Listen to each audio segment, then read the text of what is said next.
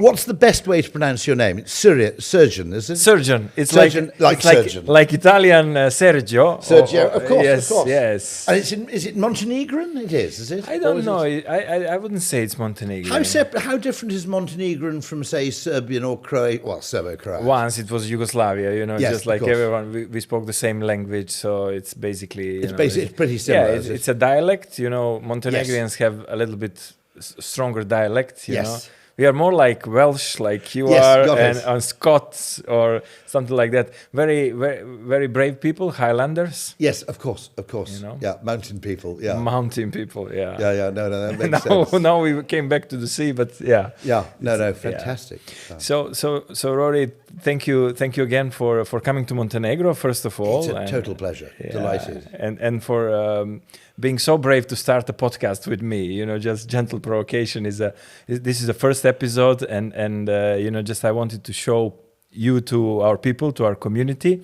So thank you very much for... Well, also, I think your name, Gentle Provocation, is brilliant because you can be provocative without necessarily... I mean, one of the lessons of behavioral science, actually, is that if you frame it right, you can be quite provocative without triggering automatic reactance and hostility. Yeah, like a negative one. Yeah, there are ways in which you can add, it's the technique of persuasion, after all. You're an early discoverer of Robert Cialdini. Yeah. And it is perfectly possible to change people's minds about things without necessarily... Because I think a lot of attempts, both in politics and public discourse, to change people's minds are based on completely false premises of how you do it.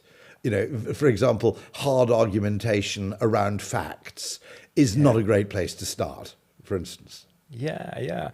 So this is your essence of your intellectual, I would call it dominance in the behavioral science. No, I like to call it like that. No, I describe myself, my training was a classicist at university. Really? And so I don't have any qualifications in behavioral science. I mean, I don't apologize that much for that. I mean, Darwin didn't have any qualifications in zoology, for that matter. And he built his own system. Exactly. But what I always describe myself as a behavioral science impresario, in that I simply want behavioral science and psychology and marketing, all three, simply to receive higher consideration in problem solving. Because I think psychology, what often happens is we try and solve for objective reality, or we solve for legal instruction, or we solve for economic incentives. And that's fine, by the way. Sometimes those things are necessary. All behavioral scientists believe in incentives. We're not completely mad. But at the same time, it's not necessarily the right place to start. You should start by finding out what people might do voluntarily before you start bribing them or instructing them. Yeah. Or fining them. And you said, just to connect these things, you said, what the data say and how we interpret them is a completely different thing. And that's how we, just discern. And I think we've got to be very careful about, particularly in a world dominated by tech. First of all, the problem was quantification bias, which was we attached much more importance to things that could be expressed numerically than things that couldn't. So what you might call the quantitative triumphed over the qualitative. And that would be, I suppose, what my whole train point was about. You don't necessarily need to make a train faster. You can simply make the journey more productive or more enjoyable or more useful.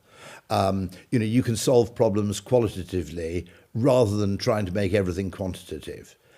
A secondary problem, I think, is that AI and large language models probably bring with them another form of bias, which isn't so much for quantification, but undoubtedly they bias the consciously thought and the written, and they prioritize it above the felt in some cases.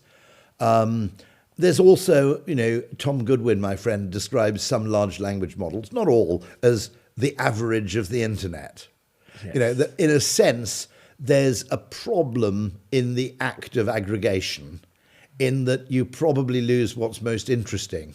Yeah. And do we then rise above that level and try to discern who is actually assessing that. So is that the strongest signal then that is coming after that? So we actually try to discern who is actually seeing what's fake, what's not fake. This becomes hugely problematic, I think, because we don't know what happens when simply everybody has access to filmmaking capabilities, everybody has access to high-speed writing and dictation facilities, and we don't know when it becomes agentic. There's that fundamental question of what you might call the ick factor, which is humans do have a something feels wrong here instinct. Like a gut feeling. A gut feeling, or this isn't quite right, or is this plausible? Now, it's worth noting that, machines, however sophisticated, are incapable of understanding things beyond their realm of taught experience. I'll give you an example of this. There's a nurse who I think has been wrongfully convicted in the UK for the murder of some children in a neonatal ward, some babies, quite a number of babies, 13 in a neonatal ward. And apart from quite a lot of eminent neonatologists and statisticians saying the statistical element doesn't quite stack up, and the neonatologist saying actually the medical expert evidence presented at the trial was fundamentally wrong. So, that's the scientific part.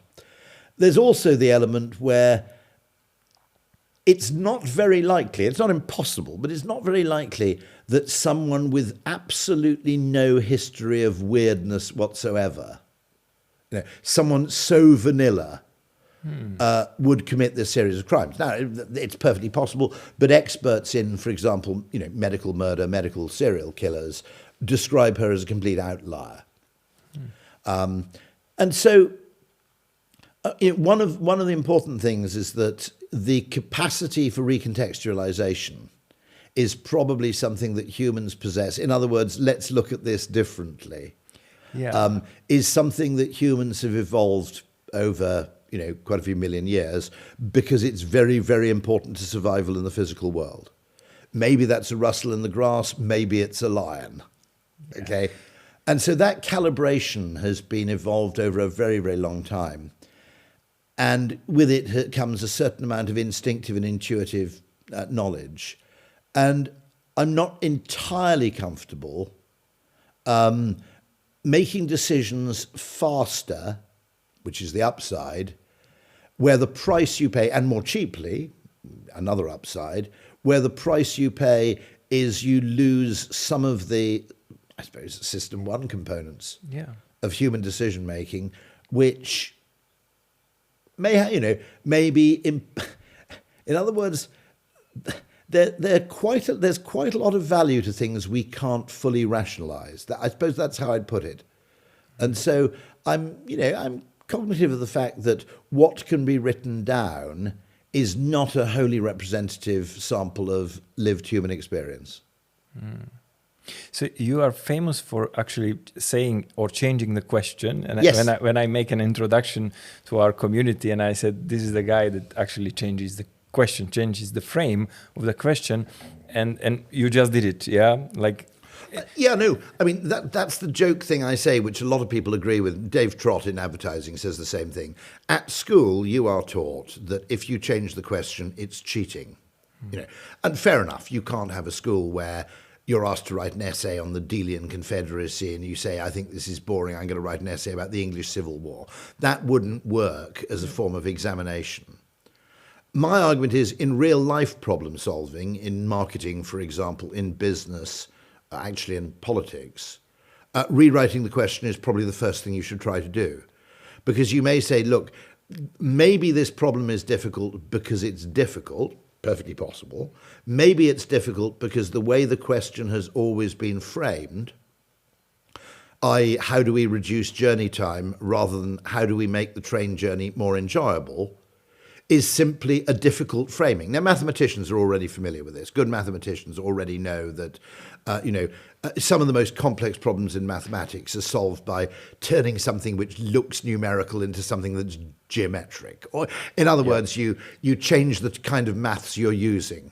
And so mathematicians, I think good mathematicians are already adept at this. You redefine the problem before you solve the problem. And I think I learned that from doing maths, actually. I did maths until the age of 18. I only learned much later that I'm not saying I'm a good mathematician, I'm not a bad mathematician. My brother was in the 1980 UK Maths Olympiad team. He was a kind of uber mathematician, like uber nerd. And so by comparison, I always imagined that I was rubbish at maths. But it was only years later that I realized that, compared to, the average journalist, I'm John von Neumann, just by having an A level in maths. And I learned an awful lot about creativity, interestingly, from my maths education. I only realized that 30 years after it had finished.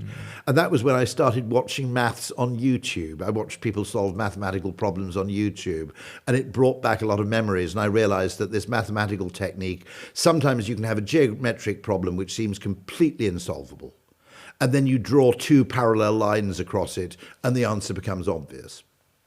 And so in many cases, I think in real life, we've got this very strange thing we've inherited from our schooling, which is I must answer the question precisely as it is set. And I made this same point about electric cars, which is everybody is trying to reduce range anxiety by having bigger and more capacious batteries and more energy efficient batteries so that we can increase range. And my point was another answer to the question is not to increase range, it's to reduce anxiety. Yeah. Which is that a large part of I don't know if you've gone electric here. What's the infrastructure like in Montenegro for electric cars? It's still developing. It's developing. It's developing, yeah. I mean, you've got a interesting case because, it's not a very big country.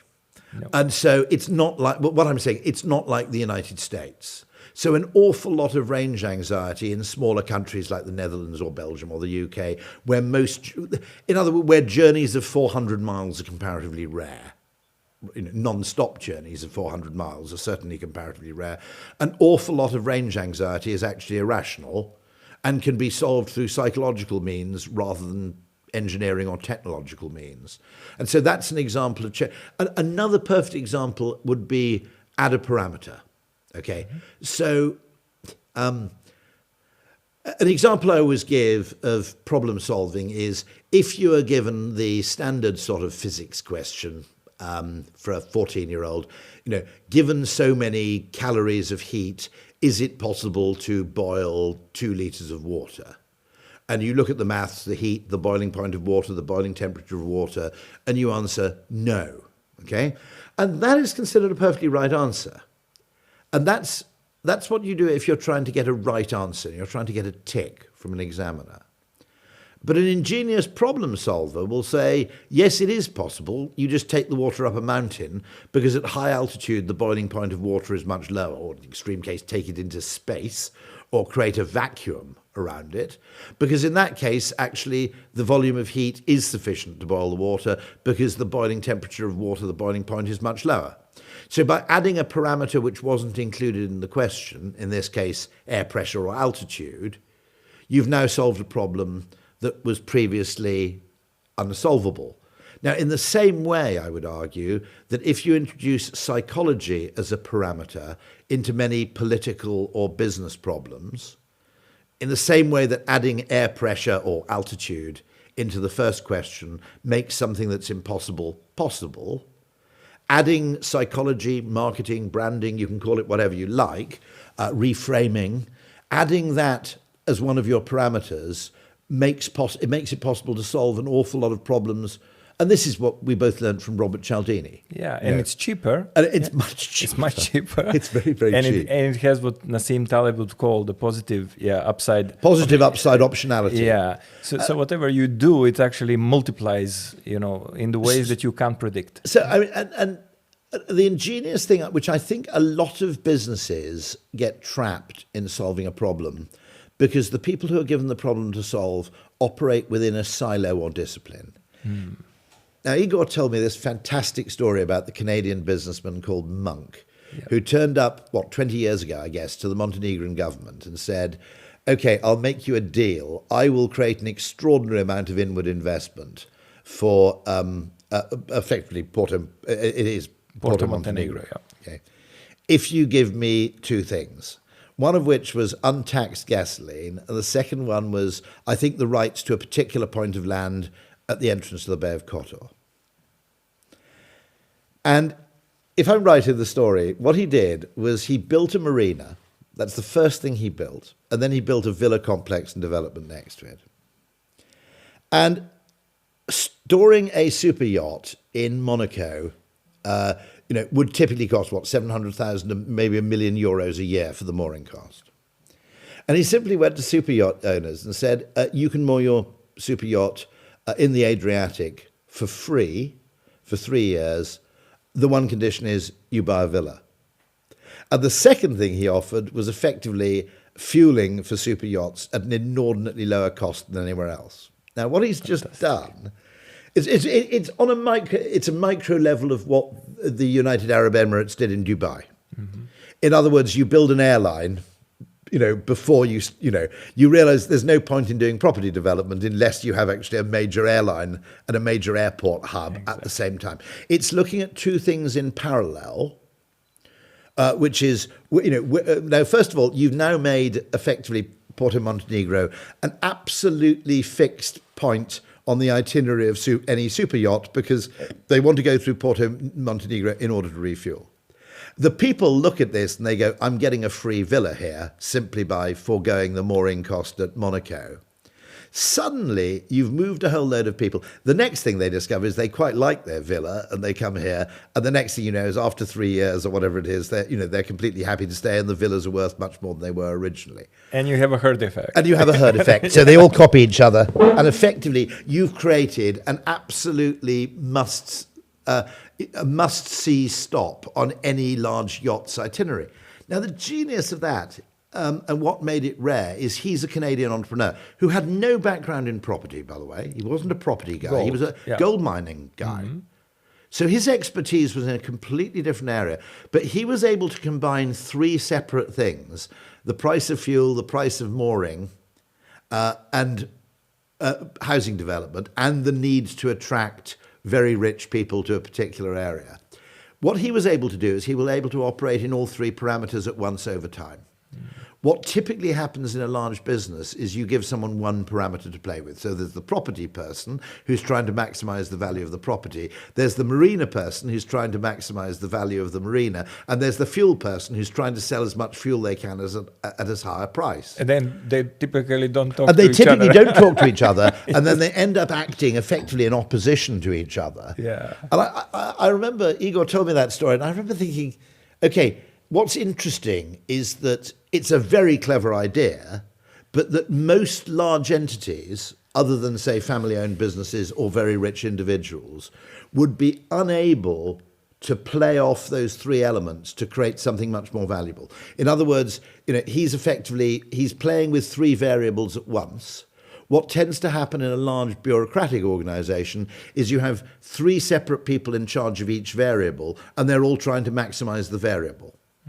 So this is, in terms of what you might call value creation, I think, we can also give the Emirati royal family some credit for this. Yeah. But it's the ability effectively to play in harmony rather than simply play one note at a time, which I think allows you to solve problems. And by the way, one of the things I might say tomorrow, I think small countries have an advantage in that over large countries.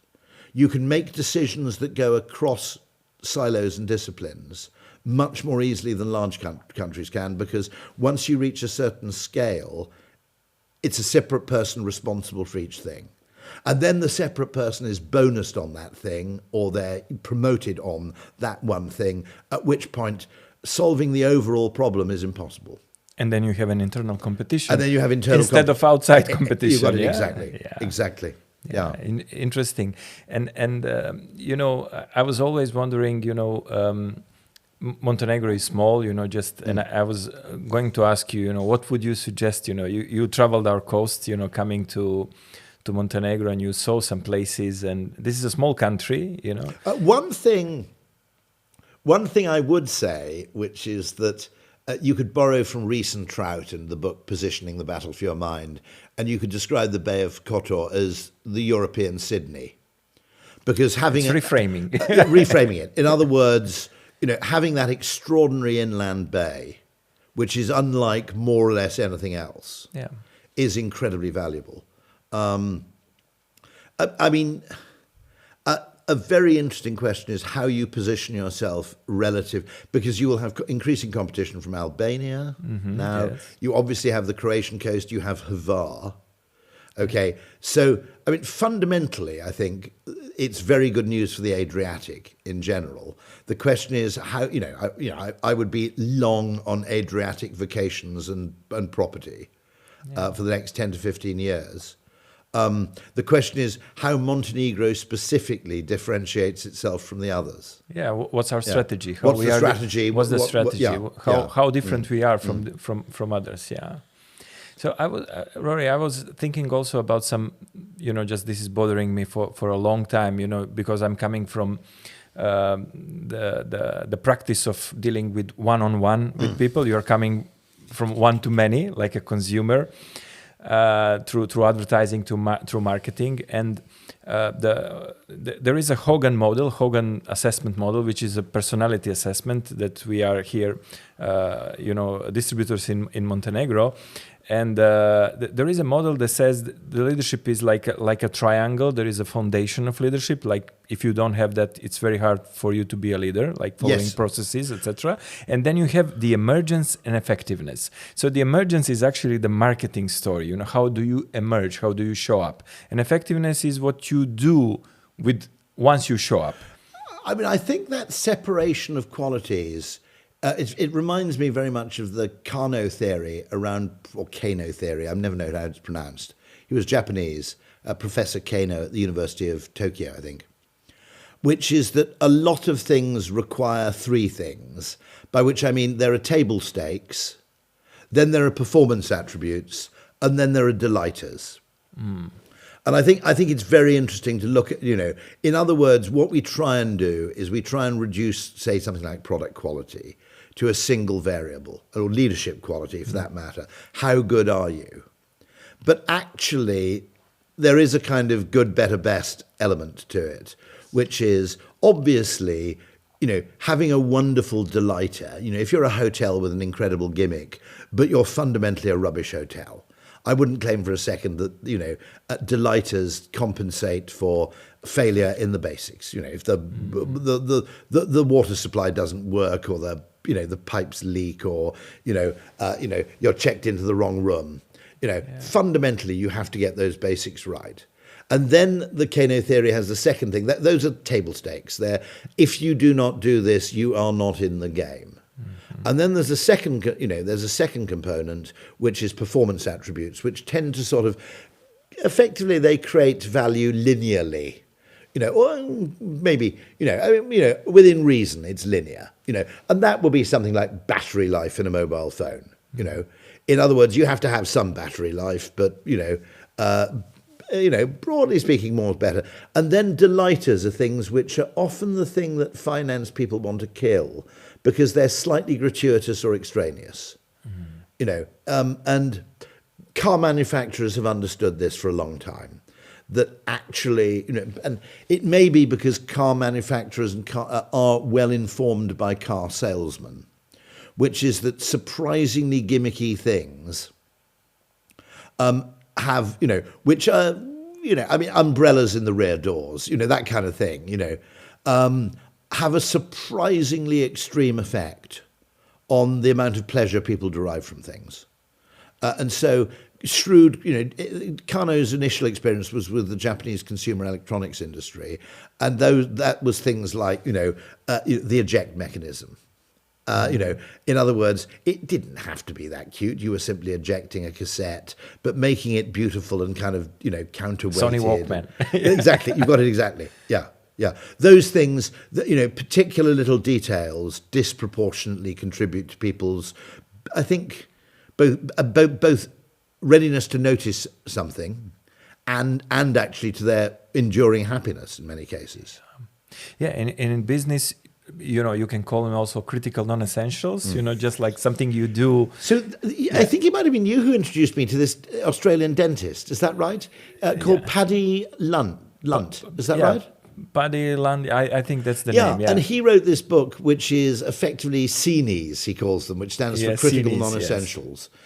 And these are delighters, aren't they? Yeah, no. And by the way, I'm increasingly, so I've just come back from an HR conference in New York, working with a company called Gaping Void, with a man called Jason Corman.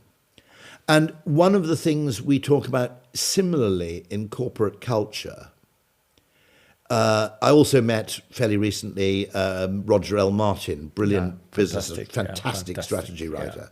Yeah. And Roger was talking about the importance of celebration, that it's an anthropological thing, that every now and then a group of people, when they achieve something, get together and celebrate. And Jason and I were talking about things like, in many ways, the finance department, if you're having a bad time as a company, the first thing they'll cut is sort of corporate entertainment. Yes. Okay. And education. And training. Exactly. And training. No. Now, what's funny about that is that it makes sense. It doesn't save very much money. Let's be honest, okay? It's to some extent done for performative or symbolic reasons. Look, nobody can go out for a pizza with their team. My view is that a lot of this stuff has been incredibly costly in cultural terms because the critical non-essentials are, to some extent, absolutely vital. If you look at any religion as a culture, okay, an awful lot of the activities, whether it's rites, rituals, icons. I mean, we're in a country which is orthodox, okay? Yes, exactly. An awful lot of that stuff looks unnecessary. You don't really need an icon. You don't really need all these symbols. You don't really need all these. Why don't we just have an online church? We don't really need to get together.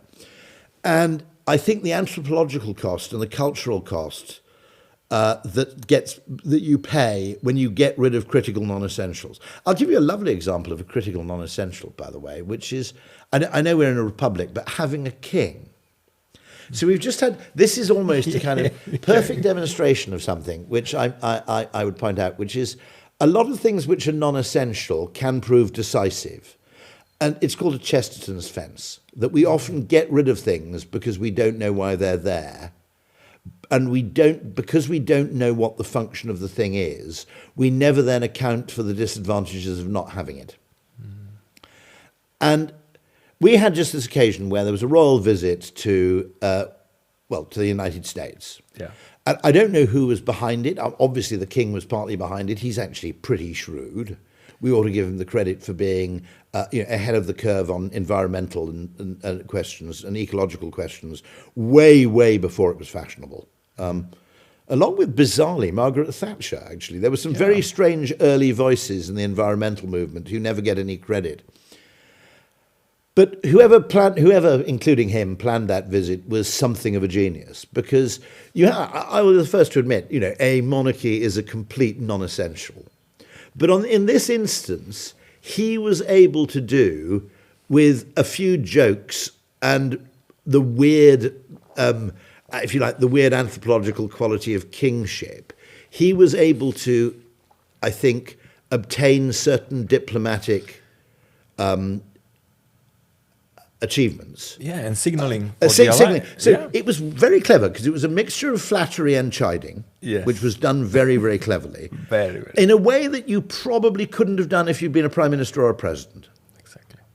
And so this was fascinating to me, because it's one of those things why I'm very, very skeptical of this urge to get rid of everything which isn't immediately necessary. It's a kind of a cult of efficiency, because actually the point of having a king, and by the way, you could make the argument that having a king for 5 years at a time is totally pointless, okay? But at certain moments, it can weirdly prove decisive precisely because of the arbitrary nature of the person. Now, a second example of that would be in Spain, the transition to democracy after Franco was in large part, we can criticize the Spanish royal family quite a bit more recently, but it was in large part facilitated by the actions of the Spanish monarchy.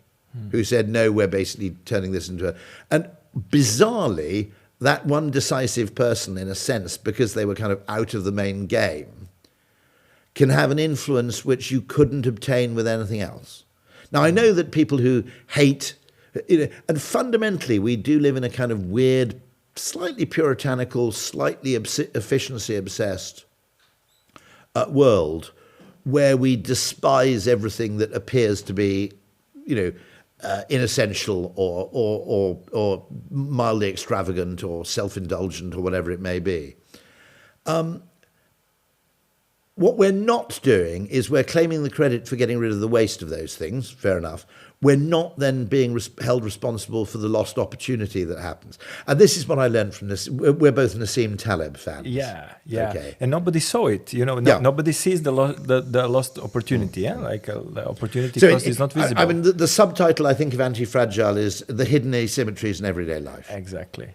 And I think that's one of the most important... Oh, sorry, I'm going to just slightly shut myself. I think understanding when the information we receive is of necessity asymmetrical is one of the most important insights you can have, which is to say that, yes, okay, what we see seems significant in this direction, but in the light of what we don't see, it may be completely irrelevant.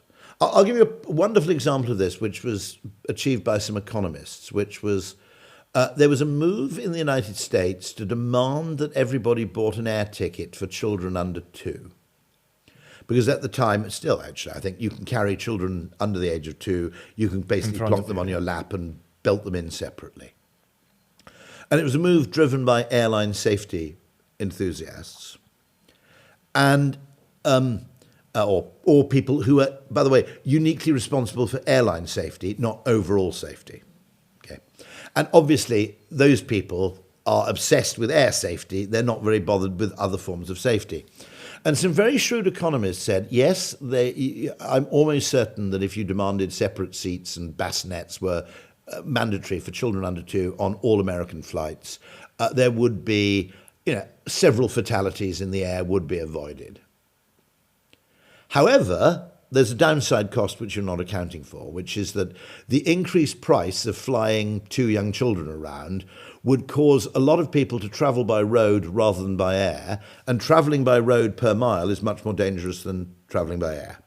And their calculation was that if you introduced this mandate, 2 lives would be saved putatively in air crashes over the next 10 years, on average. However, 9 children would die on the roads as a consequence of people shifting their travel plans from the plane to the road.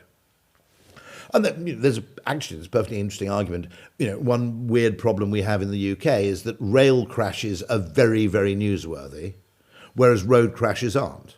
And so there's an argument, which is we make the railways too safe at the price of making rail travel disproportionately expensive. The consequence of which is that in other words, very visible rail injuries are translated into more but less visible road injuries. And so the extent to which this fundamental principle that you can only use a statistical sample if it's representative, and that much of the information we're working with is not representative, or we don't know the base rate. I mean, in this case of the nurse, who I mentioned earlier, who I think is has the been data what wrongfully you see? accused. It's just the data what you you see and what you don't. Now, to me as a 60-year-old man, I was slightly suspicious because it was revealed that in the time she'd been a nurse, she'd looked up 20 parents of her infant patients on Facebook. Well, a bit weird, okay? Now, bear in mind, I'm a 60-year-old bloke who doesn't use Facebook. Neonatal nurses wrote in and said, first of all, what you've got to understand is being a neonatal nurse, the parents come in every day, often for 5 or 6 weeks at a time, while their children are in the ICU. Mm-hmm. So we get to know them. It's not like a relationship in a knee hospital where people come in and just disappear again. And most of these nurses said, it's not uncommon for us. We occasionally attend christenings. We occasionally used to attend funerals. of children, and we get to know the parents fairly well as people because it's a 5-week thing. And so looking them up on Facebook isn't actually that strange. We do it all the time. Then you factor in the fact that, of course, if you're a nurse on night shift, you're going to use Facebook quite a lot because there are probably long periods of inactivity, let's be honest, okay? And then it turned out that in that time in which she'd looked up 20 parents of patients on Facebook, her total Facebook searches were 2,000 people. So it was effectively 1% of her searches. So I was thinking, that's a bit creepy and stalky, but that's because I don't look people up on Facebook. And it occurred to me that someone 30 years, younger than me has completely different social media habits to a 60-year-old bloke who never liked Facebook that much anyway, to be absolutely honest. And so what looks weird when it's presented as on 20 occasions, when it's reframed as 1% of your Facebook activity, is not remotely weird at all. And so it's incredibly easy, I think. This case fascinates me because it's all about information asymmetries. Yeah. And it's all about, effectively, I would argue, statistical malpractice, in fact. In other words, selective presentation of data to tell a particular, cherry-pick data to tell a particular story that you want other people to believe. And this, so that question of hidden asymmetries is one of the most fascinating things. I mean, Nassim writes very heavily about survivorship bias. Yeah. His wonderful point that running a restaurant looks like a piece of piss because everywhere you go, there are quite successful restaurants. What you don't realize is that every successful restaurant is probably located on the site of 7 restaurants that previously failed. Exactly. Or that, and of course, as he said, the graveyard for failed restaurants is a very, very quiet place. And so understanding the fact that and I suspect this is massively exaggerated by the media, who, of course, if you think about it, nearly all media coverage is unbelievably weighted to things that either make us annoyed or surprised or, alarmed. There is, very little money in running stories that are merely just reassuring or banal. Yeah, it's attention grabbing. And so that undoubtedly has set us off in all kinds of, I think, false trails. Yeah. Because the media we're exposed to is optimized for surprise and optimized actually in many cases for rage or, or irritation or whatever it may be. Yeah. And these are 2 lines, it's you can become very, popular or very, just extraordinary attention, getting extraordinary attention just because of media. Yeah. And it's not deserved attention, No. There is a deserved attention. These are delighters, as we call them. Like when you emerge through signals that are true, that are not, fake signals, because there is a lot of fake signaling. Yeah. I think there's an evolutionary mechanism which is we're optimized to notice. One, maybe notice things which, in the case of trust, we're optimized to notice things which someone's trying to conceal from us. Okay, so it isn't just the information we have. We also process information on what someone's trying not to tell us. And, I think, effectively the way in which the brain weights information has been shaped by evolution for very, very good reasons. So something unexpected is much more attention worthy than something expected.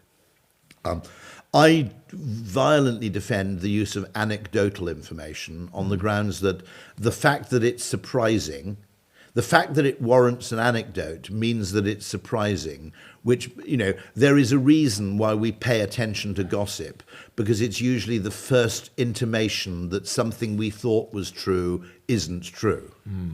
And so actually acting on anecdote is something that entrepreneurs do, but bureaucrats don't. And you could do it without anyone killing you. Yes, gossip absolutely. is like you are hiding it. No. And so, poker players understand the tell. Yeah. And then, but anything that is surprising or unexpected, we're completely, or any information that we have that somebody else doesn't have, we upweight the importance of, because in terms of relative advantage.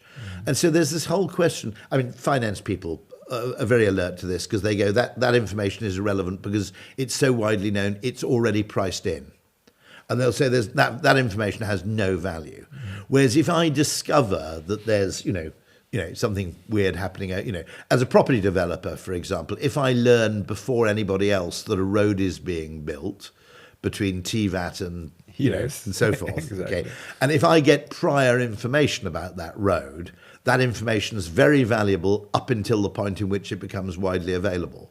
Yeah. Or equally, if I have an insight into what the road may mean, okay, if I fundamentally go, well, most people will assume that this will happen, but actually I suspect that this will happen instead. It's like a bet on something else. It's a counter. What is it? It's a counter bet, isn't it? Counter bet. Yes. Yeah. Everyone is looking for the again, trend, and you say it. Trend and counter trend. Yeah. Yep. It's like you see what other people see, but you also see something that other people don't see. Yeah. And sometimes, of course, the logical consequence of something happening. There's a lovely story which I think it's in economics. I don't know if you know the guy called Robert H. Frank. He wrote a book called, The Darwin Economy. And he's effectively an evolutionary economist, I suppose. And he always asks his first-year students, what happens in the short term to the price of bacon if the price of pig feed goes up? And nearly everybody goes, well, the price of bacon will go up because the cost of feeding a pig goes up. And he says, actually, no, because people will feed pigs slightly less and send them to market slightly earlier, which means that in the short term, there'll actually be a glut of slaughtered pigs. So in the short term, the price of bacon might actually go down. Yeah. Because people are going, actually, the gains to getting an extra couple of pounds out of this pig are now lower because the cost of feed has gone up. So I'll send him to the abattoir, 2 weeks earlier. So the short-term effect is to drive the price down. And so one of the reasons why I think entrepreneurs are always really, really interested in what you might call counterintuitive theories is there's real comparative advantage. Because I always say this, the difference in academia and business is in academia, to be a successful academic, you've got to be proven right. To be a successful business person, you've just got to be less wrong than your competitors. And often, actually, the best strategy, we're always trying to be perfect, but the best strategy in business is don't try and be right, because the space of rightness is often quite crowded. Instead, try and be interestingly less wrong about something. Yeah, Charlie Munger will say, less stupid. Less stupid, yeah. Less stupid, In other words, find an assumption that everybody else is making and bet against it. Yeah.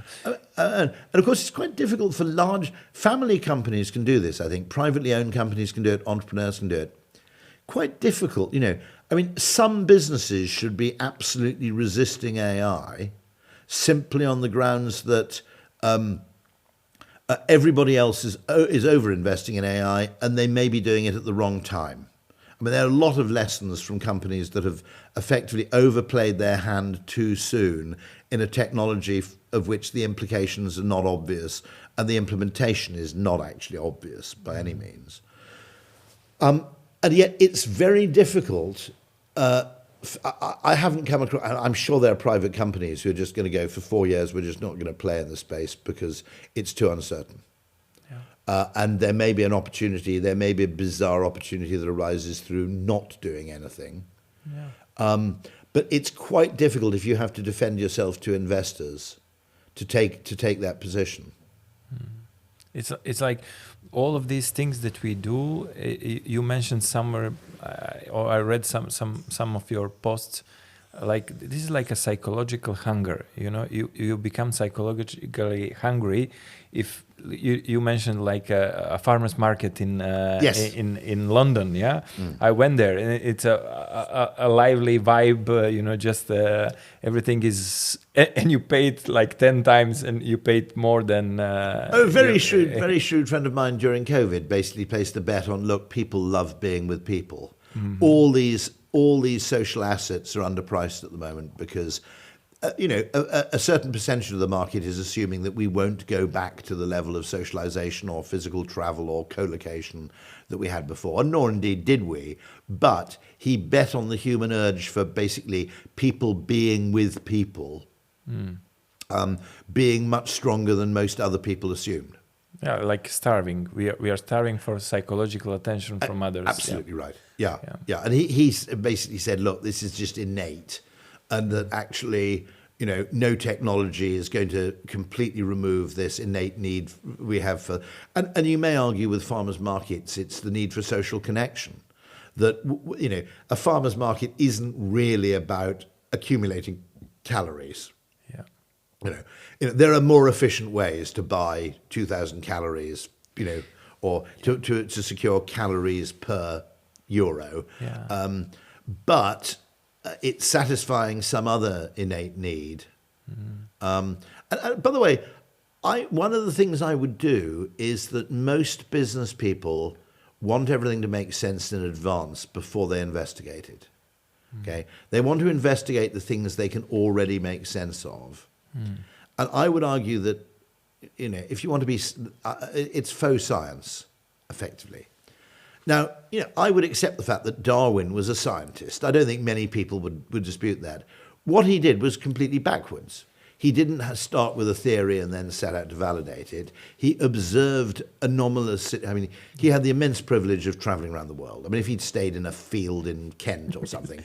He was lucky. I don't think, it's no coincidence if you think about it. The three people who are really interesting on this early all had experience of unusual ecosystems. So it was Charles Darwin, obviously, the Galapagos Islands, the rainforests and so forth.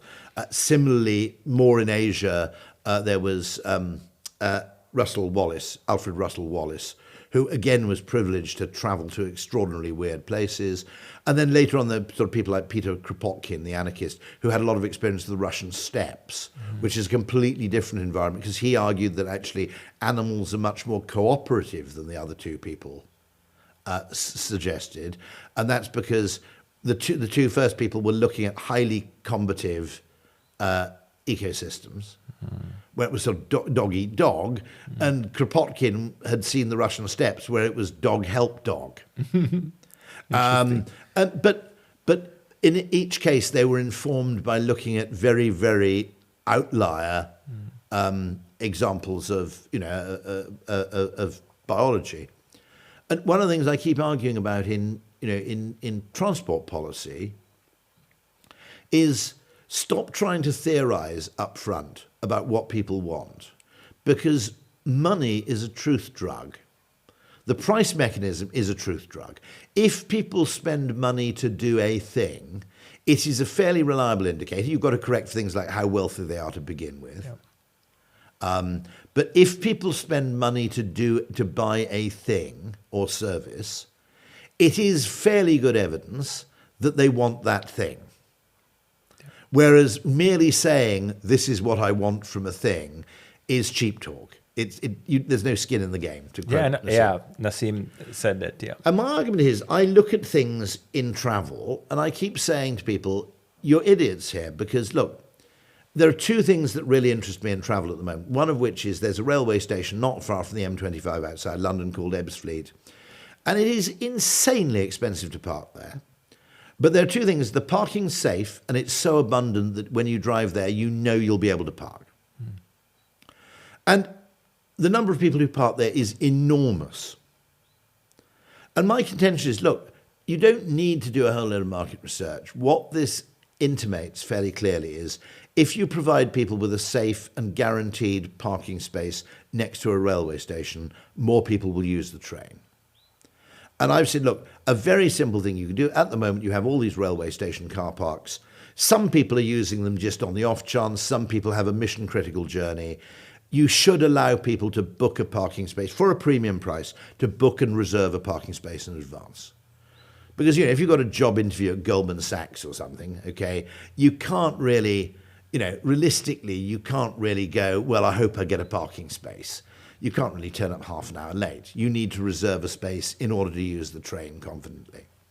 And then there's this thing called the Heathrow pod parking, which I find fascinating, because it's a car park about a mile from Heathrow Terminal 5, which is connected to the terminal not by a shuttle bus or anything, manky like that.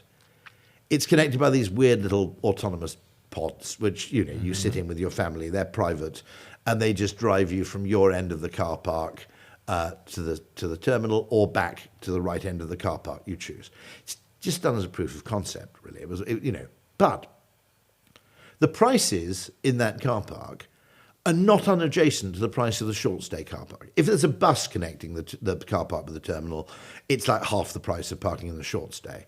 If you connect the thing with a pod, it's like 90% of the price you can charge. And all I said is, look, that's evidence. We don't know what it is entirely, but that's evidence that for some weird reason, people really like those pods. It could be fun. It could be confidence that it always works. It could be that waiting for a bus when you've got a plane to catch is really stressy. But what we ought to do is say, look, this is an anomalous finding, but it's highly significant because it suggests that you could, it suggests, for example, you could build a hotel here, a mile inland, connect it to the beach by an autonomous pod system, having paid maybe 30% for the real estate, and people would be just as happy with this arrangement as they would be with a beachfront hotel. If that's true, it changes the whole philosophy of real estate, which is that people want to be close to things. Yes, we all assume that.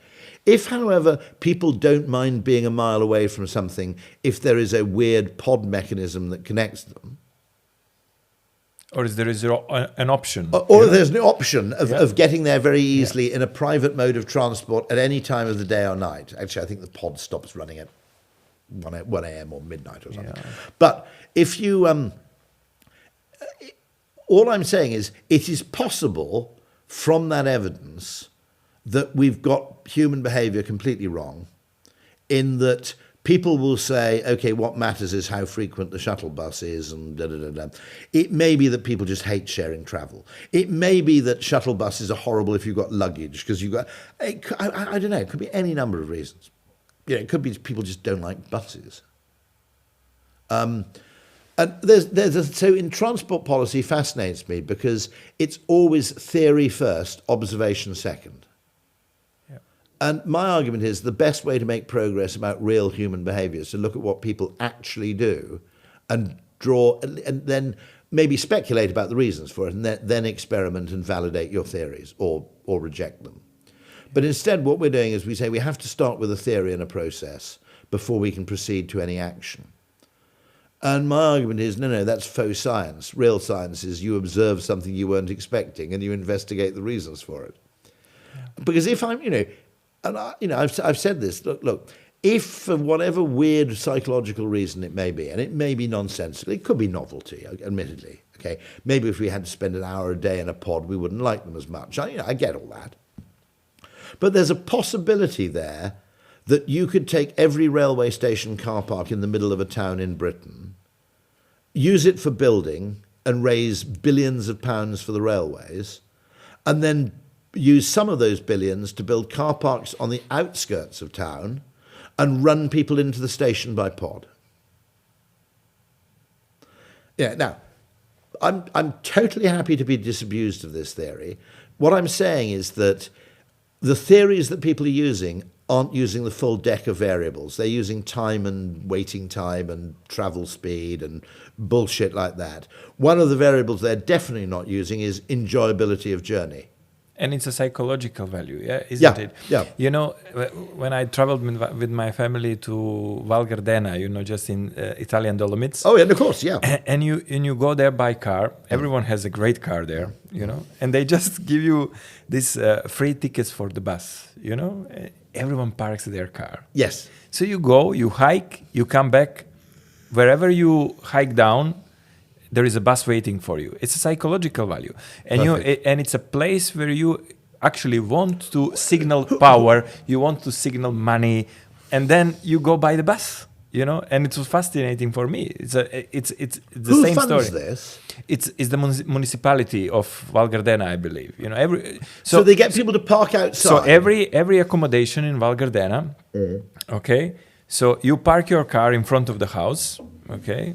So every accommodation in Val Gardena gives you free tickets for the bus that drives like 30 kilometers around the space. So wherever you hike, you go down, enter the bus, go back home. And the bus is rendered completely cool. The bus is fantastic, you know. It's just like a public bus. Yeah, So- there are a lot of lines. Yeah. It's very interesting because there are these new buses which don't look like buses. They're electric and they're Yeah. made by a company in Spain. You know Yeah, the things yeah. I mean? Yeah. And I think that the London Transport have completely missed a trick, which is I wouldn't have called it a bus. It is notionally a bus, okay? If you're a transport scientist, it's a bus because it doesn't run on rails, but it doesn't look like a bus and it doesn't feel like a bus. And because it's electric, it's quiet and smooth and it doesn't rattle and fart out fumes and everything else. And I'd like to say to London Transport, you should have rebranded that as the road tram or something. In other words, that's a crap name. I'm sure we can come up with a better name. But you should have named it something which is not a bus. There's a thing in Bromley called the Superloop, and it's just some route that goes around.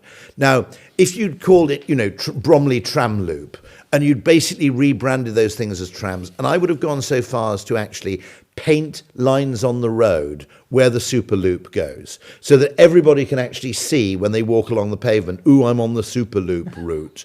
Okay, so you make the whole thing, you create a virtual tram by painting tracks on the road where the bus goes. Now, okay, because the thing looks so different from a bus, I think you had an opportunity there, marketing opportunity, to get people who are bus rejectors to go, I don't go on a bus, but I'm happy going on the road tram. Okay. And they look, and actually what's weird about them, I mean, genuinely, it's a bit like the Heathrow pod, is people love them. I think it's a Spanish company. Am I right about that? You may have seen them. They're very weird. I mean, they genuinely look completely unlike a conventional bus. They look much more like some futuristic form of transport. And by the way, electric buses are much nicer to travel on than diesel buses or anything of that kind.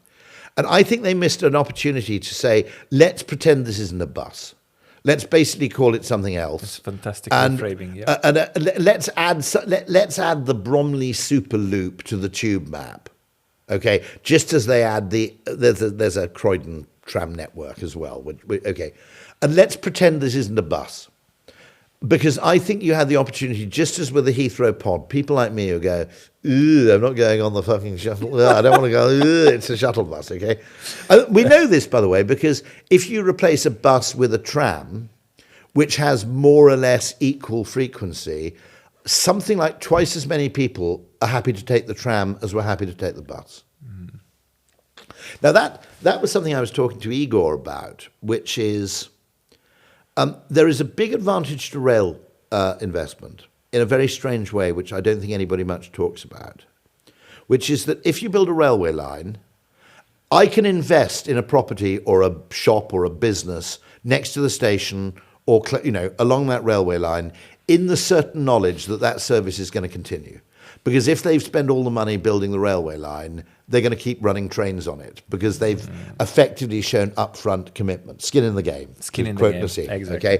Okay, you know, they paid for the goddamn rails, so they're not going to suddenly abandon running it's running predictive the trains environment, yeah, and running the trams. And it occurred to me that you don't have that assurance when there's an air route, because we were talking about this, Yes. and you don't have that assurance when there's a bus route. You kind of do when Uber comes to town, because Uber probably isn't going to disappear, to be honest. But broadly speaking, buses and planes, there are a load of people in Britain who've been completely wrong-footed because they buy a holiday home in France because Ryanair flies to the nearby tiny little airport. And then Ryanair cancels the flights. So what used to be like wonderful, which is we fly to Limoges. I'm pulling that out of a hat, you know.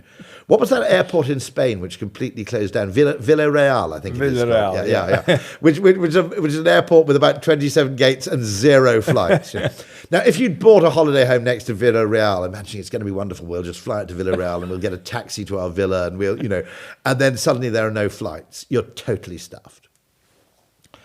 And it occurred to me that if you're an airline, you could become a major property developer by effectively saying, let's take a place which has always, well, actually, you take Montenegro, okay? If you effectively said British Airways are going to guarantee 3 flights a day to TVAT, 3 flights a week, let's say, from either Gatwick or Heathrow for the next 10 years, year round, okay? Suddenly, now, if BA had invested in property around TVAT, I think they could actually coin it.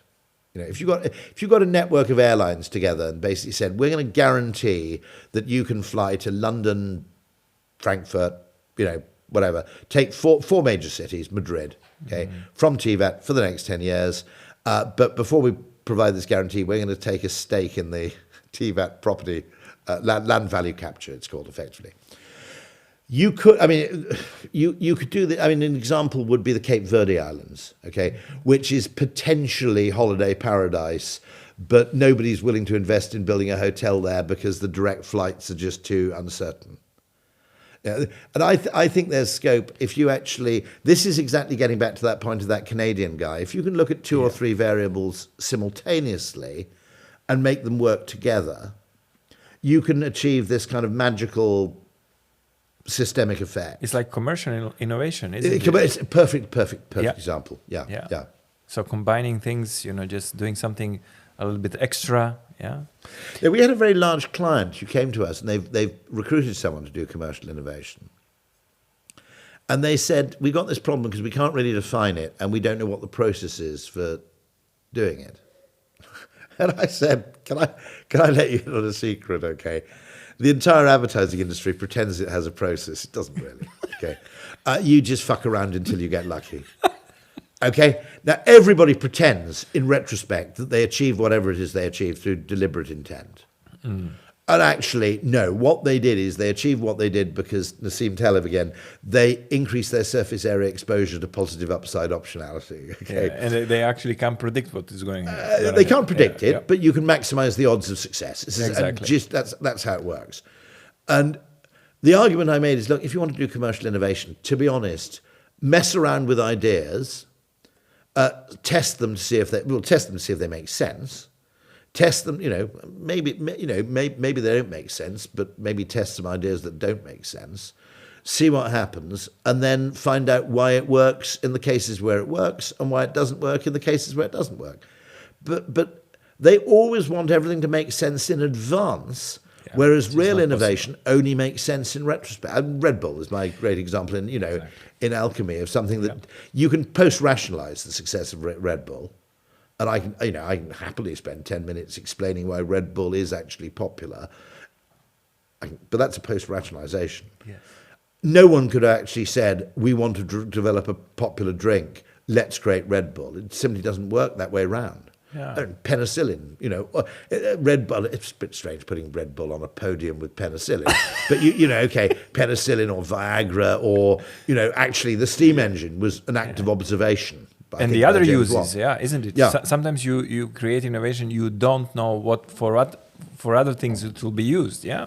And Roger L. Martin says, that. I'm so glad you're a fan. I'm so big fan of Roger L. Martin. I think he's the absolute, absolute. If you had Roger L. Martin and Nassim Taleb in a room, you'd probably solve most problems. I want them in the room. Yeah, exactly. Yeah. So he says, just the planning is safe. You plan. It's safe. You play with the existing data and strategy. You depend on the customer. You don't know what is going to happen, but you have the upside optionality because if you bet on the right things, then you will grow. Yeah. So also again, Nassim Taleb. I mean, I didn't realize this. I wish to apologize for everybody who taught me maths. I didn't realize this for 30 years of my life, which is that what people think is creative about me is actually really derived quite largely from the fact that I'm in a very unusual position that I've worked in a creative department at advertising agencies for 25 years, but I also know a bit about maths. One of the other most creative people in the advertising industry, a guy called Tal Adams, was also an Oxford mathematician. And the understanding of both maths as an extraordinary exercise in problem solving, but also in a way of seeing the world in more than one way. So this is what I was saying. Real life is fat-tailed. Therefore, business and marketing are fat-tailed. Yeah. Which is that 10% of what you do delivers 105% of the value or something, you know. That doesn't mean, by the way, the other... Actually, no, that's probably unfair. The other stuff is worthwhile, but it's merely It's like a foundation. It's like a fine. foundation. It's fine. It keeps the wolf from the door. Yeah, You've got to yeah, do it. I'm not yeah. disputing it. However, Jeff Bezos makes this point when he said, in baseball, the most you can hit is 4. In business, you can hit 1,000. And every now and then, Amazon is a business, which is an enormously successful business, really not because of everything. You know, they could say, oh, it's all to do with digital optimization of customer recommendations. And that stuff's perfectly, no, it's not a waste of time. But actually, they're a massive business because about 5 times they've hit 1,000. Yeah. You know, whether it's Amazon Prime, Amazon Web Services, you know, it's all commercial innovation. You know, it's all commercial innovation. Yeah. And you know, Kahneman said that, you know, it's all about also in investing in portfolio. When you invest in stocks, in shares, yeah. So if you have a portfolio of 10 stocks, you only need one to go 10 times. Because all other can just drop to 0. So you only need one. Absolutely right. Yeah. Yeah. You invest in 10 stocks. If one of them goes up, more than 10 times. That's the exponential growth, yeah? So the other 9, they can stay the same. They can go down a little bit, but the one brings up the and portfolio. Nassim's strategy is the barbell strategy, isn't it? Yeah. First ensure that you won't go bust. Then take the discretionary money you have and kind of invest in a Broadway play. Yeah. In other words, finite, survivable downside, potentially limitless upside. Exactly. Yeah. He actually said, Nassim Taleb said, you never invest in the average company. You have the percentage in a high optionality company, and the other is a safe bet, because the average is boring. He actually said like Canadian Treasury bills with 80%, 20% is kind of, you know, Broadway musicals. Yeah, exactly. And actually he argues that as a life strategy. First, make sure you don't go bankrupt. You know, get yourself qualified as a dentist. It's Warren Buffett and Charlie Munger the same, yeah? Yeah, exactly. Do you know the story that they gave the one stock, priority stock, to Robert Cialdini because he wrote a book, Influence? And that's a fantastic story, you know. So they just thanked him by saying, your book this is was for so you, valuable to us, to business, to thank you for this. We think you deserve, you know. Now, by the way, for listeners who don't know, a stock in it's an alpha. A stock is like it's worth $800,000. It probably wasn't worth that. I hope Robert's held on to it because it was probably only sort of 60,000. He bought more, maybe. Maybe he bought more. Yeah. Maybe he bought more. Yeah. Yeah, fantastic. Yeah. But it's very, very interesting because I think an awful lot of people effectively approach life now as if it's Gaussian, you know, as if it follows the normal distribution. And actually, what's so strange is there's a great book called Fluke by a guy called Brian Klaas. Brian Klaas, Yeah. Fantastic. God, this is absolutely weird. Where actually, if you look back on your own life, of the really decisive things that happened, there's a parallel universe where those things didn't happen at all. I mean, the story I always tell, which is amazing, is that, Keith Richards and Mick Jagger meeting on a train. Now, what was weird is their mothers had known each other, and they'd grown up with gardens which weren't actually adjacent, but I think they shared a corner. Their back gardens shared a corner. It's a pretty weird coincidence to begin with. But they happened to meet on a train. One of them was carrying a load of sort of blues records, and they got talking again. I think they'd been at the same school. Yeah. But, there's a whole world in which that meeting, one of them missed the train. okay, where the entire nature of music is totally different. Accidental, Well, of course, Sarajevo, which is only up the road from here, Yeah. is the perfect case of, the fact that the Archduke was assassinated really because they took a wrong turn. The driver of the car took a wrong turn.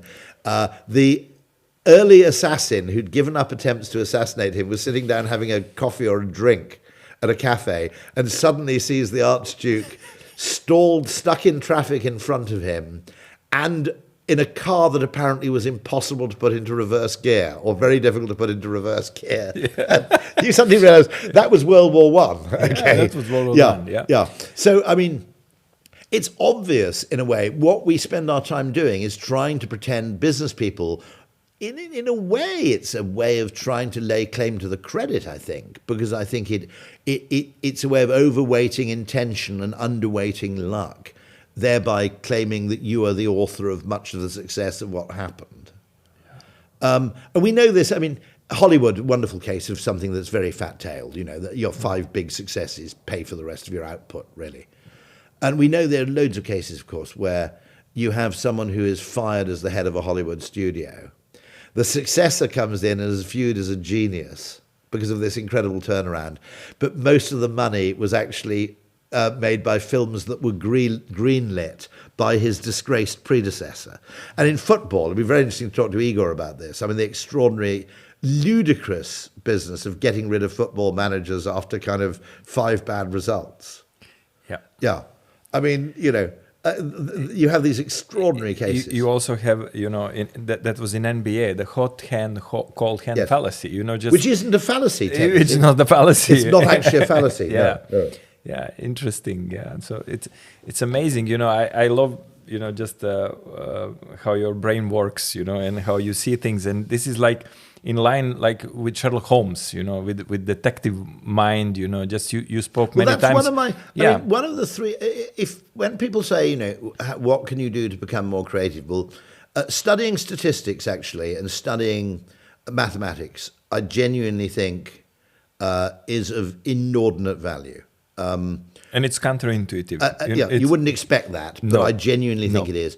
Funnily enough, true life crime, or indeed fictional crime fiction, is, I think, a very good mental analogy for problem solving, because you don't have all the information you need. Some of the information you're given is, by definition, misleading because someone's trying to mislead you, usually the culprit. You also have to be very, very alert towards how you weight the information you have. But also it's an iterative process. So you're happy to ask completely open-ended questions. This always fascinates me. The police will go around and then someone's been murdered, and they'll ask a question as vague as, did you notice anything unusual on the night of the 11th of November? And all you're doing is trying to get lucky, because if someone said, well, someone drove past in a funny white van, okay, and they drove past twice, well, it has no evidential value. It's not really... The only thing you're doing there is saying, we had an unusual thing, which is a murder. Let's look for another unusual thing and see if the other unusual thing might actually help us investigate more intelligently going forward. And then you might look at the CCTV, see if you can find the white van, see what the license plate of the van is, see if the owner of the van has any previous. And you might just proceed from there. Or you might go and visit the guy with the van and ask him what the fuck he was up to. Or you might not ask him what he was up to. You might deliberately try and get him to reveal something else. And when you look at detective work, it's really, really interesting in terms of the weighting of information, because it's the opposite of what you might call, let's just look at the average here. I remember this was like a first or second episode of Sherlock Holmes, and they enter the room, and there is this detective that enters with Sherlock Holmes. Probably Lestrade.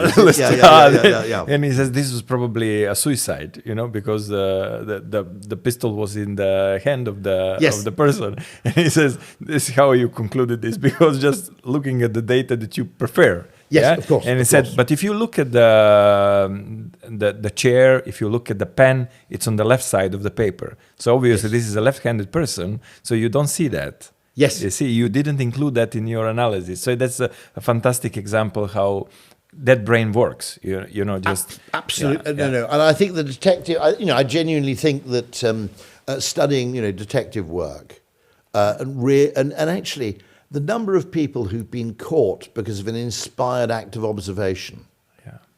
Really, the famous. If people want to delve into this, there's Son of Sam. There's the Yorkshire Ripper. Caught, basically because beat cops or, bog standard cops asked a question that nobody else had thought of asking. The case of Son of Sam, it was one of the witnesses said, I didn't see anything, but I noticed this traffic warden handing out tickets. And one of the cops just said, well, I suppose there's a small chance that the traffic warden ticketed the person who committed the offence. A guy called Vukcevic, I think, was that right? David Vukcevic, I think, was Son of Sam. So they just went and checked up on all the people who'd received a parking ticket. They go to Vukcevic's house and they see the car outside and they look in the back of the car and they're like 3 guns and a load of deranged writings on the back, and they go, actually, that hunch was probably pretty useful in this case. But it is really interesting because I think that the way in which we've evolved to attach weight and significance to information is really quite sophisticated, and I worry that by automating it, there's a worry at the moment because someone says that if you look at what large language models are trained on, they don't upweight what you might call eternal knowledge. They don't give it any more weight than fashionable garbage. I have a hunch. I have something coming to my mind. I read this in the book you recommended, The Elephant in the Brain. Fantastic book. And they said the archaeological findings were only on the physical things. Never on the how we talk, how we are signaling each other, how we make coalitions, so if the AI is trained on the data that's actually archaeologically only visible, how can AI catch invisible things at all? I got a very interesting, by the way, I got a very interesting take on that, which is more recent than archaeology, which is that I actually think that the Industrial Revolution was also a marketing revolution. And you go back and you investigate. I've just gone back to 18th century people like James Watt and Matthew Boulton. And I suddenly realized, reading in depth, that they were marketing geniuses. They sold steam engines to mine owners who had a Newcomen engine, which was less efficient. They didn't charge for the steam engine. They said, we'll install the steam engine for free, but you will pay us 1/3 of the money you save on coal. So the interest, it was hardware as a service, and the interests of the mine owner were completely aligned with the interests of the steam engine provider, because, of course, the steam engine provider wanted to replace the most inefficient steam engines to make the most money, and therefore it meant the steam engines went where they were most valuable, which tended to be Cornwall, which is where coal was more expensive. Absolutely, I read this, and I was going, Jesus, this is like 1778, okay? Maybe a bit earlier. And then I realized that all these people like Chippendale and Wedgwood, who, now, we can still see particularly in the UK, you can still see the buildings and many of the physical artifacts of the Industrial Revolution. The marketing artifacts, in particular the fact that there was a mail order catalogue in the 18th century produced by Thomas Chippendale called, I think, the Chippendale Director. And you look at it, it's Amazon, well, it's a furniture catalogue mostly, so that probably, this was Amazon for like 1790. And, incredibly printed things which were sent out to wealthy people. They sent salespeople. But none of that stuff really survives or was treated as any. None of the ads from the 18th or 19th century survive, the poster advertising. Yeah. But if you look at realistic paintings or then earlier photographs of railway stations in the UK, plastered with advertising. And you suddenly realize this was a whole, because you actually you could produce things in abundance, and therefore life was no longer a supply problem, it was a demand problem. And up until that point, now there was advertising in Pompeii, but the extraordinary innovation that happened in terms of some of that marketing, which is now almost nobody who works in marketing today is even dimly aware of it. They just assume that everybody, that everything in the 18th century worked just like a conventional shop. And that's a similar case, which is the buildings and the steam engines, they're all in museums and they all survive. But the marketing materials, be long and decayed. The interaction and the ideas and the ideas and the conversations and conversations, everything. And that idea of how to charge, I'm just, whoa, okay? And I don't know whether it's Watt or Bolton. He invented the horsepower. I often say this on stage. He invented the horsepower as a unit of measure so that mine owners could work out how many horses they wouldn't have to feed if they bought a steam engine. Fantastic. Yeah, amazing. Yeah. And you're kind of going, Jesus, I didn't realize. And actually, of course, weirdly, marketers believe that they were, that sophisticated marketing is a sort of 21st century phenomenon. And you go back to the Victorians, and there were. I'm not making this up, by the way. There were Victorian proposals for things like shoe soles, which contained advertising messages. So you could buy the shoes more cheaply, but when you walked around, you actually advertised something with your footprints and things like this. I mean, the whole idea, this idea that Google's so sophisticated, the idea of providing a service in exchange, which is advertising funded. No, I mean, this is age old. And actually, it's probably, you're right, just as conversations are vastly underweighted in the archaeological record, as you say. And what about non-verbal? What about, it's not visible. If you look at it, it's not visible. I remember also the story, I don't know, it's a myth maybe, but it's good. Myths are also good on transferring some knowledge. About the lady that was a founder of Miami, just that she sent She's called she sent oranges to the richest people that were under snow. He said Miami is alive, just she sent them oranges. Was that the story, like a myth? I think that may be true. Yes. No. Yeah, right. Maybe it's true. Apparently it's the only city in the US founded by a woman. How to attract people to Miami? Just like brilliant. It's absolutely brilliant. Yeah. No, that's actually, by the way, it's very strange that place marketing, location marketing, there's obviously always been tourist advertising. It's almost certainly hugely underweighted. I mean, I think Montenegro should advertise more. Yeah. I was talking to my colleague, Stefan Vogel, who was the creative head of Ogilvy Europe. Mm-hmm.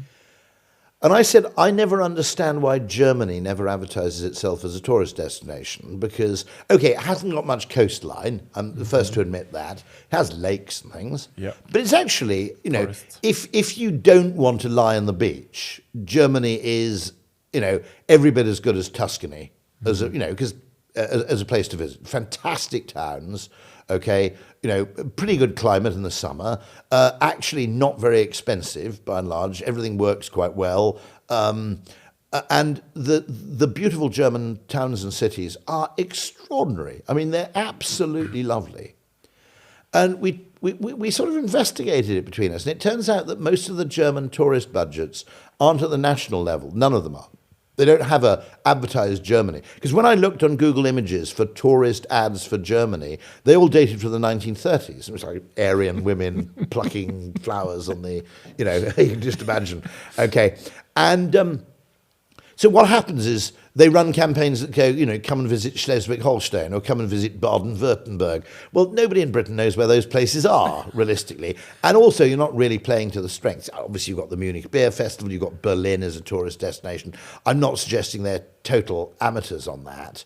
But the fact that there's a self-fulfilling prophecy, okay, which is nobody ever suggests you go on holiday to Germany, so you don't go on holiday to Germany. So nobody goes on holiday to Germany, so you don't think of going on holiday to Germany. And actually, I've been on holiday to Germany. It's fantastic. You can go by train. You've got, brilliant museums, fantastic churches and chapels, unbelievable history, and it just. Now, I'm not suggesting it should overtake Spain or France. I appreciate that, but I would argue that it's probably only at 10% of what it should be in terms of tourist visits. Mm-hmm. There's also probably a lingering perception, which is also true of Scandinavia, by the way, which I also think is a great tourist destination.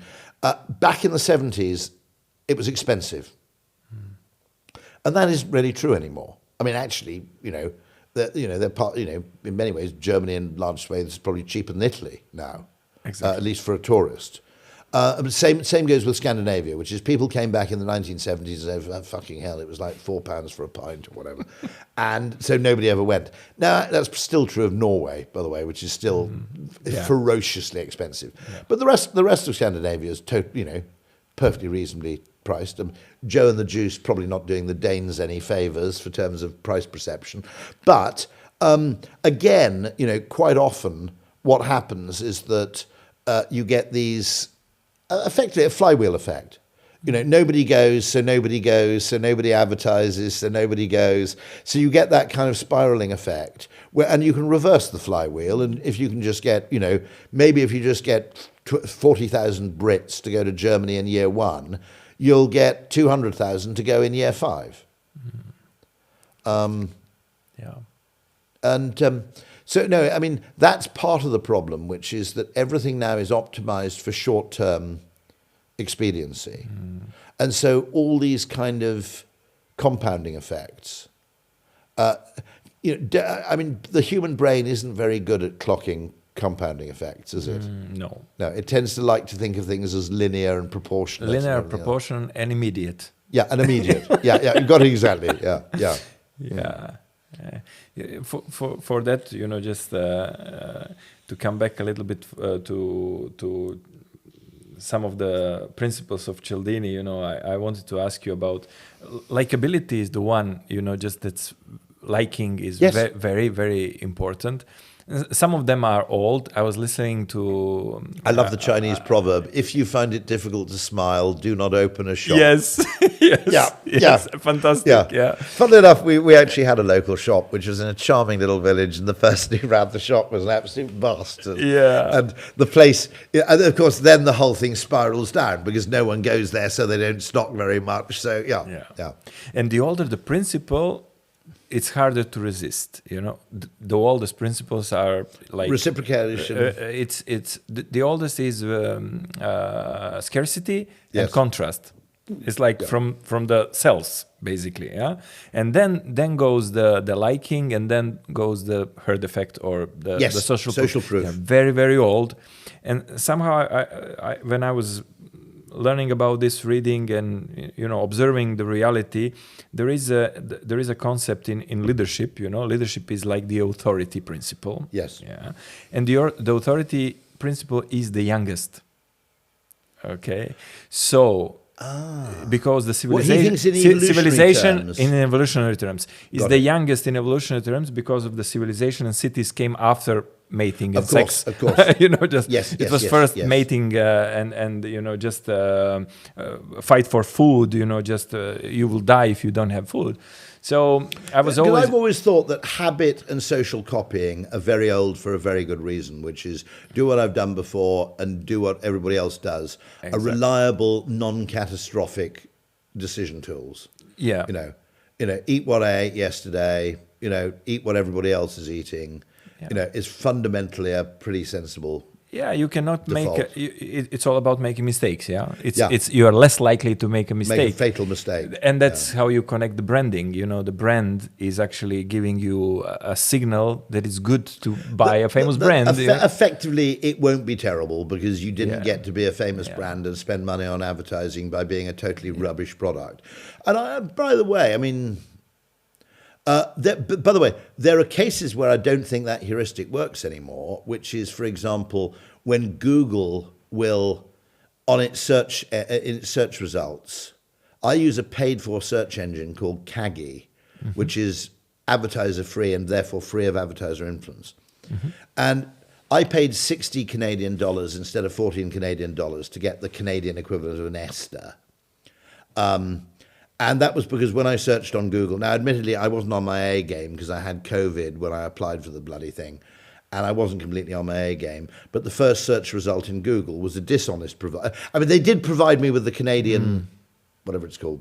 It's not called Nesta, but it's whatever the Canadian equivalent is of the visa waiver thing.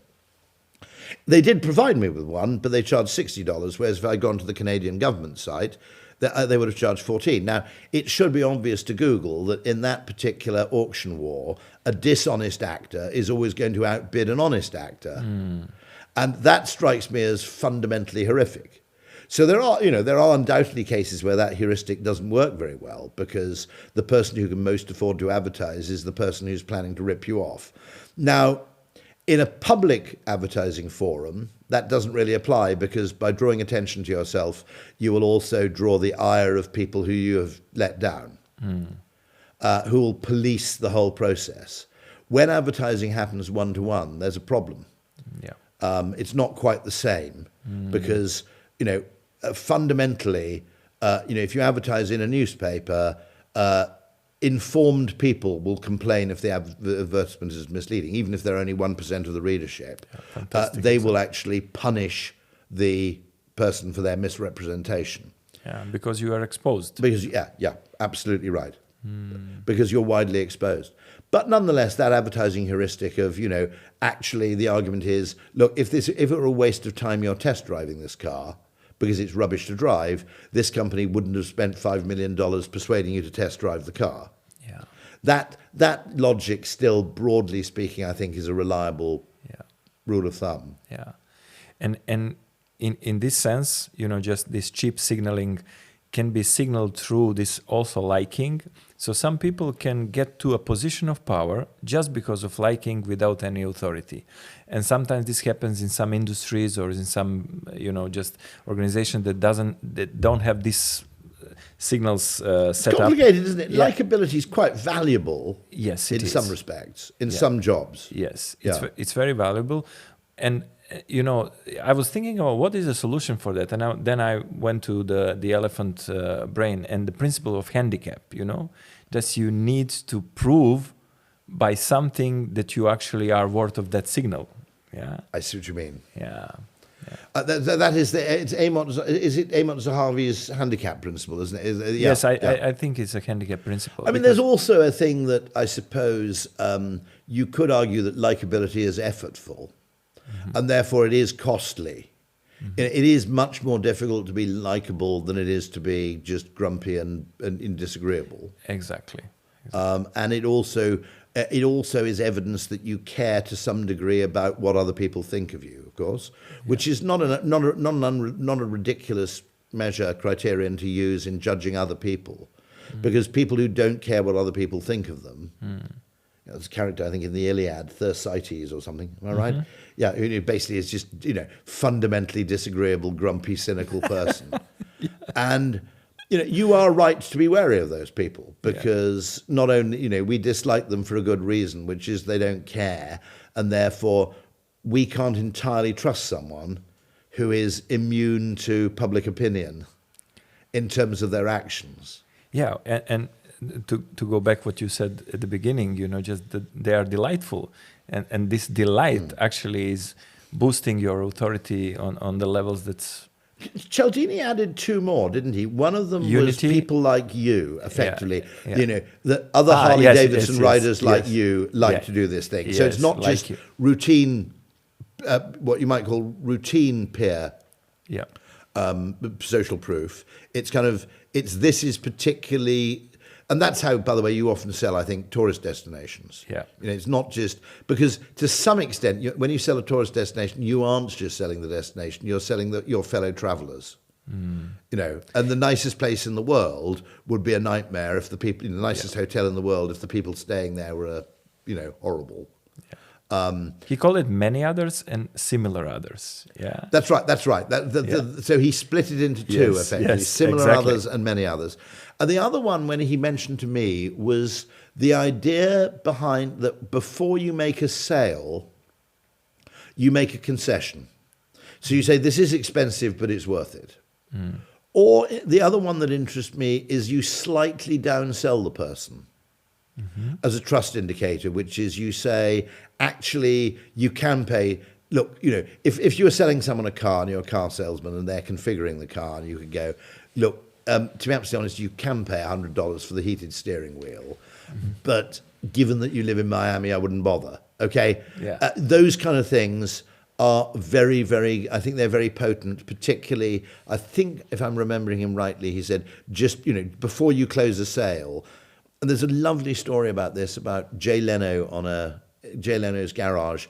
It's a segment entitled Why I Don't Own Any Ferraris, and he just refuses to play the dickhead games you have to play, where you've got to buy 6 boring Ferraris before they'll sell you a weird Ferrari, and then there's all manner of weird underhand dealings involved. A bit like high-end handbags and high-end watches, by the way, where they basically turn the whole thing into a scarcity game, and he just goes, I won't play. Yeah. But his description was of buying a McLaren, where he was saying, what about the ceramic disc brakes? And the guy said to him at McLaren, he said, well, Mr. Leno, are you planning to track race this car predominantly, or are you going to drive it on the street? And he said, look, I might track race it twice, but I'm basically going to drive it around. And the guy said, well, Mr. Leno, let me save you $20,000 straight off the bat. You don't want the ceramic disc brake. I think it's ceramic disc brakes, might be, or something. Yeah. But he said, because they take ages to heat up. If you're just using it for day-to-day driving and you're not driving at 100 miles an hour, basically you'll end up running into the car in front because they haven't warmed up properly or whatever it is. And they're also quite erratic at low speeds. Now, effectively saying, do not buy this optional extra even though you're tempted, is actually a really, really good indicator that you have the buyer's interests at heart. It's a trust, It's a trust issue, Yeah. And in other words, I'd rather not look like a dick than make an extra $1,000 in commission or something like that. Yeah, and it's boosted then with likability. It's actually that. So it's like he said famously, it's about you need to look at the principle as looking at gravity. What's available to you in the situation, in the moment. So producing artificially a principle when is not existent in the situation is actually very bad for the yes, because some people try and apply these techniques all the time, all of them. And of course, some of them are sort of contradictory. Lots of people have this, so it must be good. Not many people have this, so it must be good. Which is quite interesting.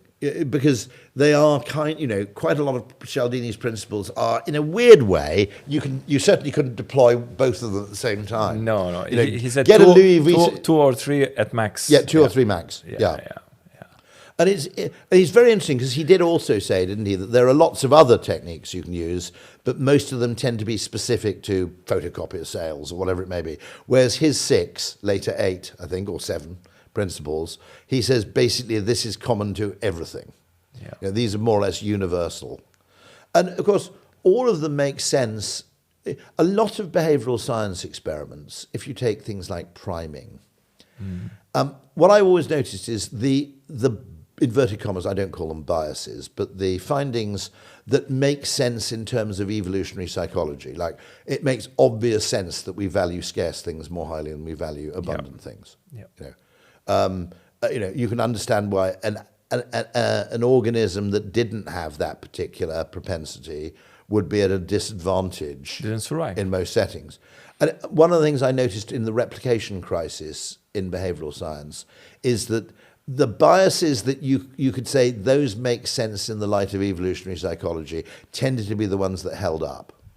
And the ones like priming, which is if I kept saying words like old, geriatric, time worn, to you in this conversation, well, why would it be to your evolutionary advantage to walk more slowly for the next 25 minutes? I mean, it's not implausible. By the way, it wasn't. It was worth testing. It was also worth testing again to see if it replicated.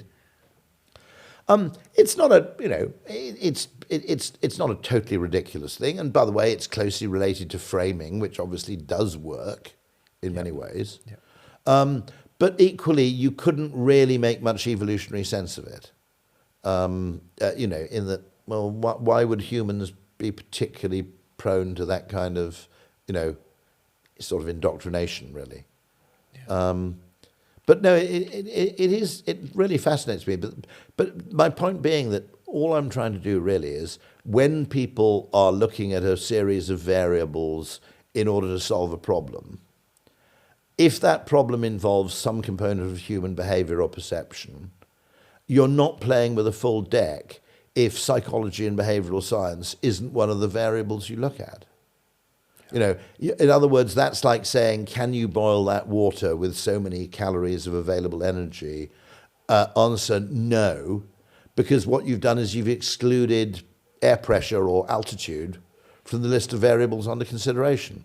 And if you're trying to improve train journeys simply by looking at things that fit onto a spreadsheet, i.e., speed, time, distance, price, not looking at why would I choose to go by train rather than go by car? Which, by the way, time and price are not irrelevant to that equation. I'm not claiming that for a second. But equally, the real value of going by train rather than going by car isn't really whether it's 10 or 20 minutes slower or faster. It's the fact that you can do things on a train which you can't do while you're driving. And therefore, if you've got a presentation to prepare, you're probably going to go by train. Yeah. And so, not factoring in what you might call the quality of the time alongside the quantity of the time is effectively going to lead you up a particular course of action, which may be massively suboptimal or in some cases just a completely expensive waste of effort. Yeah. Fantastic. Rory. Oh, it's absolutely huge. This has been an absolute pleasure. Absolute pleasure. Thank you for Srdjan, being... no, it's been absolutely fantastic. Yeah. This was our Gentle Provocation, in a way that, just a guy from Britain and a guy from Montenegro met and discussed some topics. It's fantastic. Thank you so much very interesting for indeed. taking time for this. Yeah. What first caused you to discover it? Was it Cialdini was your gateway drug to this? Was it? Yes, Yeah, yes, he was the gateway drug. Yeah, it's and Kahneman. Kahneman Yes. was like system 1 and system 2. I was always fascinated. I was teaching that to students 23 years ago, so it was amazing. Yeah. That was 23 years ago. Was yeah, early. 2002. He won a Nobel Prize. So he hadn't. He only wrote Thinking Fast and Slow in what, sort of 2011. It's a popular. It's Yeah. a most popular thing, but the prospect theory. That was the thing. Yeah, and I was fascinated by the examples. The famous example of tossing a coin. Just like, and the loss aversion effect. Yes, it's a fascinating effect. No, prospect theory is. There are a couple of people, I think, Looms and somebody else, at the University of Essex, who argue that a lot of human behaviour can be explained basically just by regret minimization. Yeah. Yeah. Yeah. That's loss aversion. Mm. Thank you so much again. It's a total pleasure for being here and for coming to Montenegro and to our conference, HR for Leadership. Can't wait. Looking forward to it immensely. Thanks Thank you so much. Thank you so much.